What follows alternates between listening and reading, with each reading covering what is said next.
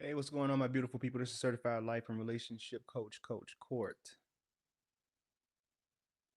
I got an interesting for you guys today. So I want you guys to bear with me here as I get everything set up. If you're coming in, let me know where you're from, who you are, if you've been back here before, or if you've been here before. I appreciate you being here and choosing Court. I'm deciding to start a series, and I'm saying it right now because I want to hold myself accountable for this one. So I know when I put things out into the universe, when I say it, when I give my prayer to God, He sends me down the blessings. I want to start a series. I want to be able to talk to you guys just like we talk on all of these live sessions, answering questions. I call it Court GPT. Like I want to counter the artificial intelligence and give you real feedback from a real person in real time. Let me know where you're coming from, who you are. Give me a thumbs up if you can hear me. That's always important. Don't want any blunders on this live session today. I'm gonna give it 20 more seconds before everybody, before I go ahead and get into my what I really want to talk to you guys about today.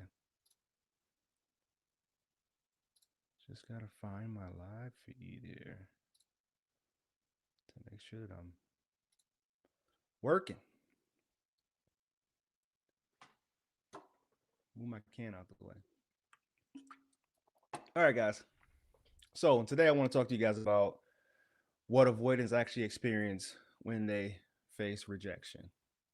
All right, because while a lot of people think that um, avoidants are often really cold and detached, rejection actually hits them harder than anxious attachers because I'm gonna get to the why. I'm gonna get to the why that happens because it comes from a deeper rooted abandonment wound, right? Uh, they don't know how to show it the same way that anxious attachers show it. They show it with kind of distance themselves and going quiet, but when an avoidant feels rejected, it's not always about losing that person. It triggers something, like I said, that's much deeper. It brings up all the moments in their life when being vulnerable cost them something, when reaching out for the love that they needed was met with some type of silence.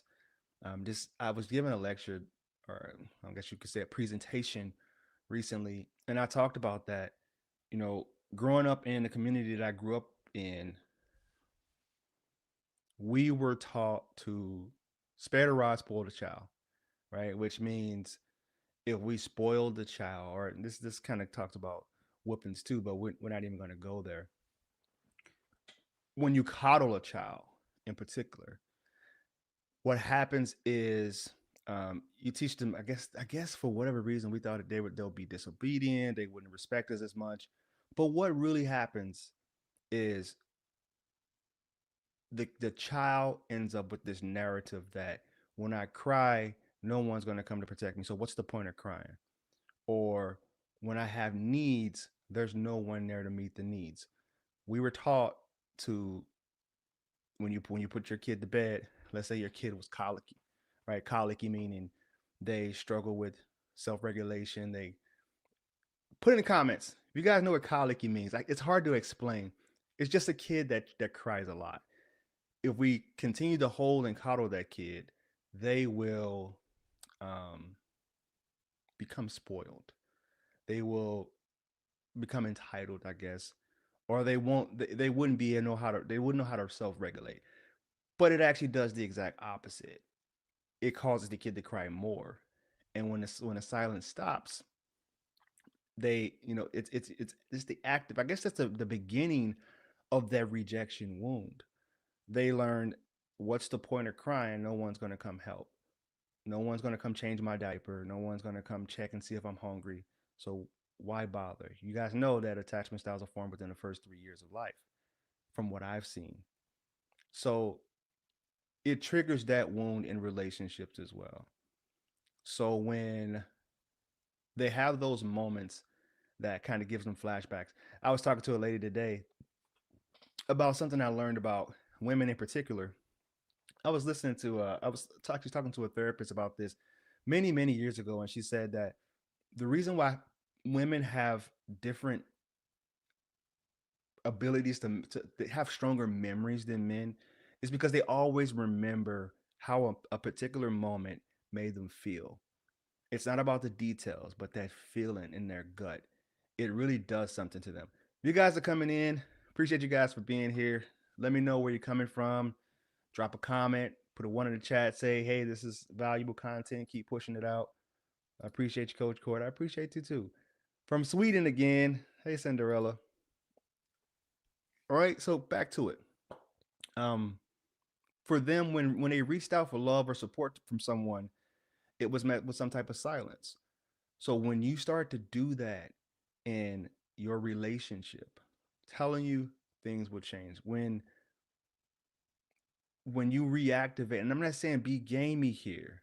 I'm letting you guys understand how I'm trying to help you guys understand how to reset the dynamic because the avoidance worst rejection isn't when you block them or when you tell them off or when you move on to someone else. It's when they finally realize that you have stopped chasing them, right? When you are no longer going to be the one to kill the uncomfortable silence, which is usually coming from an anxious person's end, but it also triggers their insecurity or their rejection.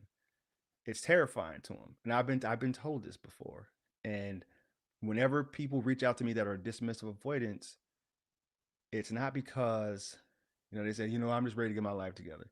It's usually because someone has finally had enough and put their foot down. I'm sorry if you're someone that I coach that is a dismissive avoidant. I don't mean to be giving away your secrets or talking bad about you, but I am trying to help people understand you. I'm trying to be that mediator to speak for you. All right. Put a one in the chat if you guys are in here. If you have a story, if you have a question, Los Angeles, LA, that's what I'm talking about. Go Rams. South of Sweden, Paris. Interesting. What's up, Luke Time Walker? It's been a while. When you give them that time, when you give them that breathing space, that is the time when they're able to feel safe again.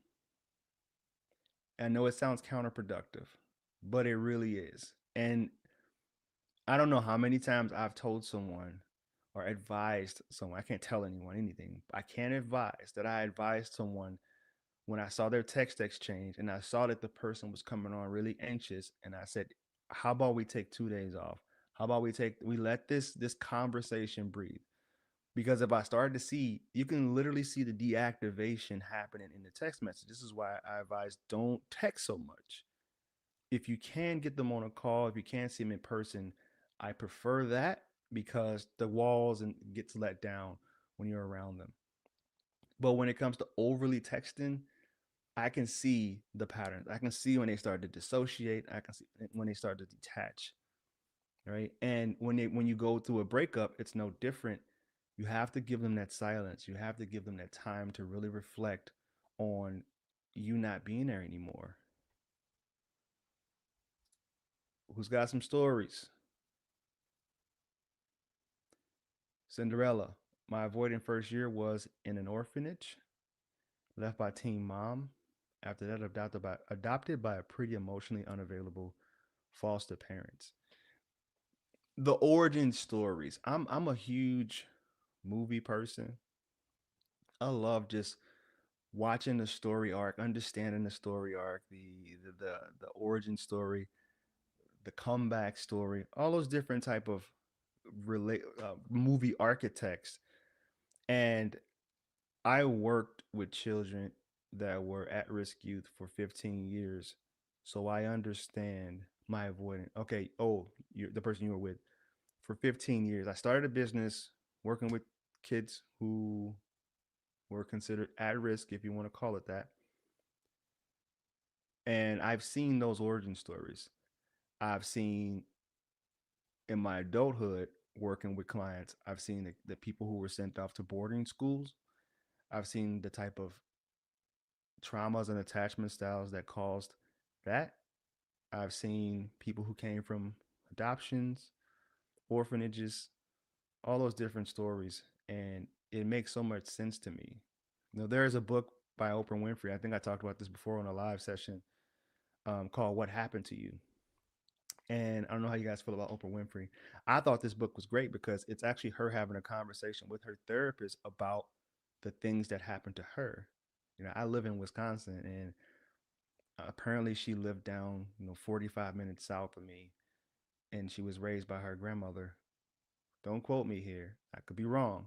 So do your research on this if this is interesting for you, because I love the book. It's called What Happened to You, and she's having a conversation with her therapist about the things that happened to her in her life and basically how she ended up becoming so successful through the resiliency that she formed with um with her origin story, right?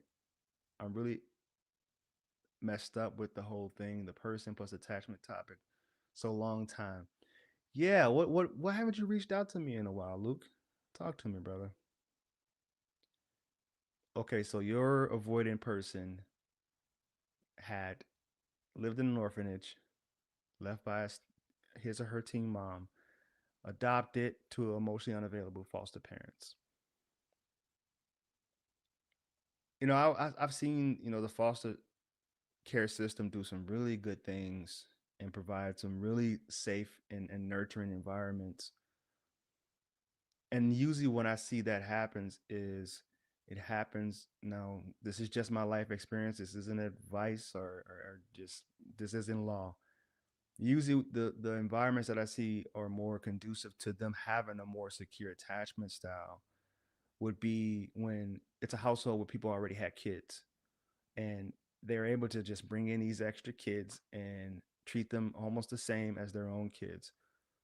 The ones that are kind of yellow flaggish to me is ones that don't have kids, not necessarily ones that can't have kids, you know, naturally, but the ones checking the motives behind why someone would want kids to begin with. I'm not saying that's every one of them, but I'm just saying through my experience, the ones that were kind of the healthier ones were the ones who had like natural brothers and sisters already there. Let me know what you guys think about that. If you think that your experience is different, if you've seen someone else that's gone through a different scenario, let me know.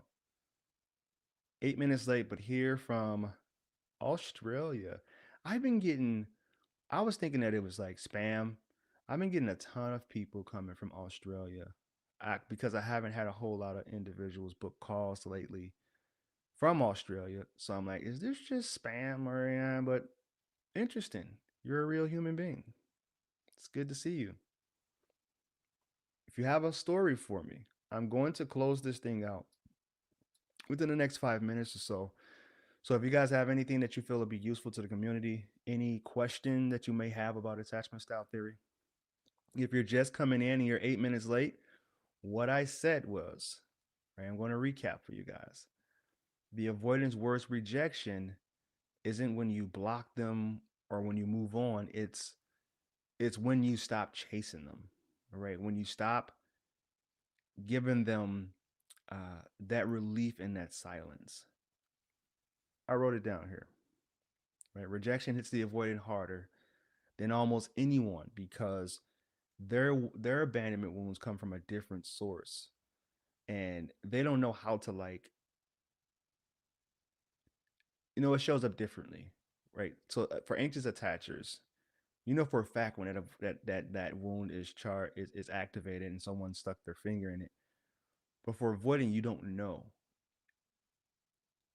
when they felt that rejection as a child, when they felt like I can cry in this crib all night long, but no one's coming to rescue me, or I'm literally in need of change, getting my diaper changed or something, and you're not here to comfort me. What's the point of crying? So there is a TED talk I saw about this, and they talked about how the fight or flight gets constantly activated, where it's good to have your fight or flight activated when there's a bear in the woods or there's something to run from. It activates that fight or flight. But it goes from adaptive to maladaptive. When it's overly used, it actually gets broken and actually starts pumping poison into your system. All right, here it is. This is why I this hits why I felt like a monster even contemplating controlled crying with my babies. They learn secure attachment by how secure we make them feel. I'm a fearful avoidant in recovery. Shout out to you, Sin. It's good to see that someone is here and practicing these things. It's easy to read a theory and to learn about a theory. It's hard to actually practice the theory. That's why they call them a theory, right? This is good in theory, but can we actually practice these things? Can we practice healthy communication? You know, when you go to counseling sessions and they hand you those handouts and you look at the things on there that you should be doing to keep the relationship healthy, like, this sounds great in theory, but what about when we come home from work, everyone's tired, the kids are hungry, they're fighting with each other, and we still have to have these healthy communication strategies. It's nice in theory. Okay, long story short, discovered the whole rabbit hole of avoidance 18 months ago when she ghosted me. After 8 months of no contact, I reached out. Reunion, progress, evolution, and after 5 months, she shut down 2.0. So I call that the old float. You flew too close to the sun and got your wings clipped, right? This should be eye opening for you because a lot of people don't get that next opportunity, and you did. So what this should be telling you is this is really a compatibility issue. This is something I can't handle. You know, I've shown up. You know, many times when people reach out, I want to get my avoidant X back. Okay, we end up doing that. You have to learn something new the second time around, and you have to be willing to walk away from that dynamic if it isn't evolving or isn't changing for you. You know, if your needs aren't getting met, then what's the point of being in a relationship, right? I mean, seriously, we could say it's selfish, but that's the whole point of relationship is to bring something to each other's lives. Am I right or wrong? Comment in the comment section. Cinderella. Uh, well, Tim, Luke said, I also realize I'm probably slightly FA, but this has also led me to share the blame too much. True that. Now, I have clients asking me all the time, am I the problem? So then we go through some of the common arguments that they have, some of the things that they struggle with, and we figure out, are they the problem? They may be getting inflamed, they may be getting triggered, but you're never just the problem. You know, you can't be the only problem. I mean, the biggest problem would be getting into a dynamic. If we want to go all the way back to the beginning, getting into the dynamic and staying in that dynamic far past the red flags. When you realize I can't handle this, I know myself, and I can't handle this. So if you experience your first of being in a relationship with a first avoidant, it's like, all right, you don't know what you don't know, right? We're learning, we're educating ourselves, and we're growing from it.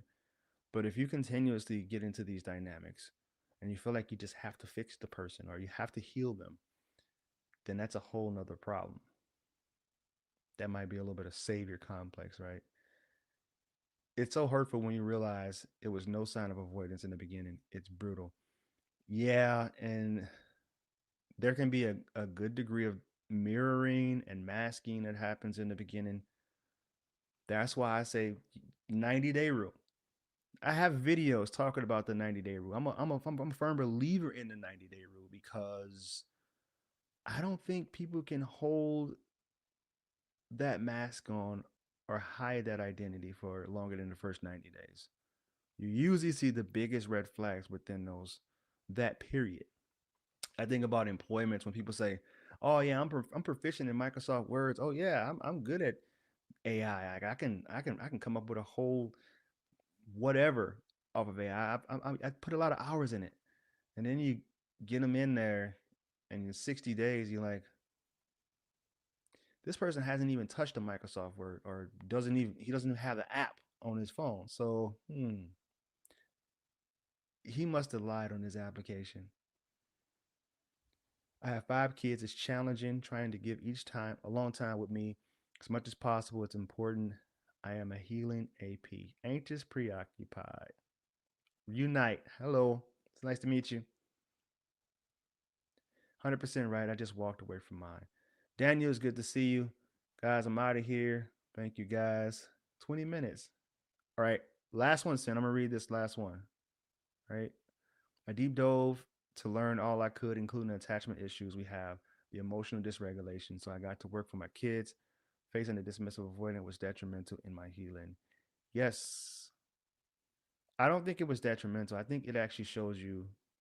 No, I love the saying, when a student is ready, a teacher will appear. The avoidant could have been your teacher. When you change the way you look at things, the things you look at change. This was perfect. If anything, they showed you a blind spot in your healing. Think of it that way. If you want my help personally, you can reach out to me on my website at www.fruitfulseeds.com. And always remember, when you go and be love, you'll never have to find it. God bless you guys.